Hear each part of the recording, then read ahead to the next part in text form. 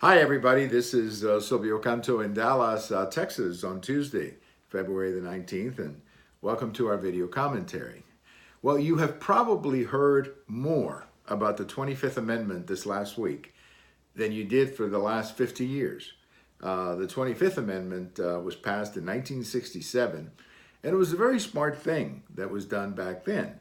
And it was the idea of the 25th Amendment was to have a orderly transition in the presidency in the event that you had a president such as Woodrow Wilson who suffered a stroke, or maybe if there was an assassination attempt and the president was left unconscious for an extended period of time or unable to do his job. In other words, he wasn't dead, but in terms of doing his job, he was, for all practical purposes, dead.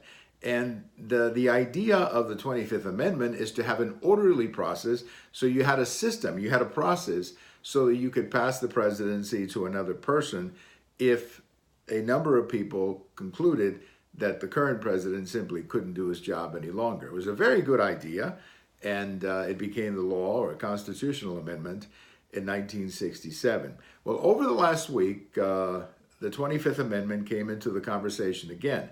It all started roughly a week ago when CBS was promoting a 60-minute segment with former Deputy FBI Director, Mr. McCabe. And in that segment, at least as part of the promotion, was the idea that some members of the FBI, the Department of Justice, and potentially the Deputy Attorney General were even talking about the 25th Amendment as a way of replacing President Trump. Now, Mr. McCabe has since then refined it a little bit so that it was not as obvious as the initial promotion.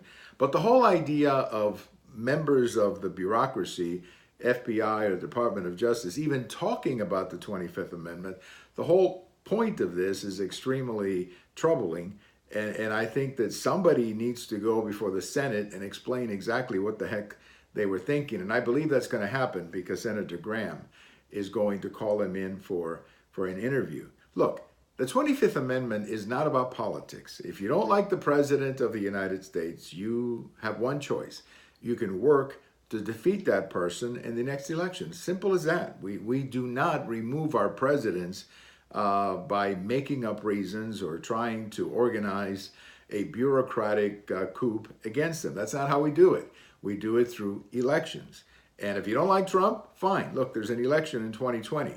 Focus on that, and you may be able to get him out. But this idea of the 25th Amendment in the context of replacing President Trump is really very dangerous, and I'm surprised more people are not objecting to it. So apparently, from what Mr. McCabe said in the interviews, it was never really a serious conversation. But it didn't have to be serious. The fact that they were even bringing it up was in itself extremely irresponsible. So let's see what these men, both Mr.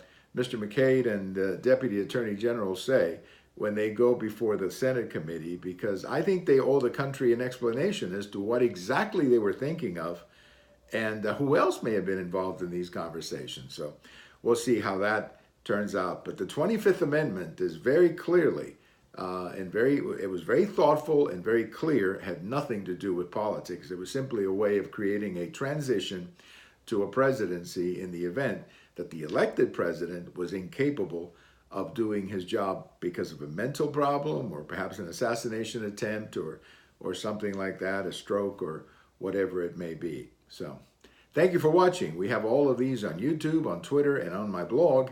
And if today is your birthday, happy birthday. Bye-bye, everybody.